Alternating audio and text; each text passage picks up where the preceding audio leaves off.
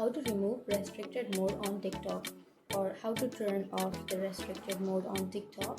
So if you want to turn off, then you can simply tap on your TikTok application, and then you can go for your profile, which is on the bottom right, and now you can go for the upper right corner, which has a 3-bar icon, and go for settings and privacy. And if you scroll down here, you will have content preferences under your content and display. You can simply tap on that, and here you will have your restricted mode on the third option. So for now I have turned off my restricted mode, but if you have turned that on, then you can simply turn it off from here. So you can simply tap on off, or you can toggle off that button and your restricted mode will be off. So that's it. That's how you turn off your restricted mode on TikTok. And if you have any questions, feel free to comment below. Thanks for watching.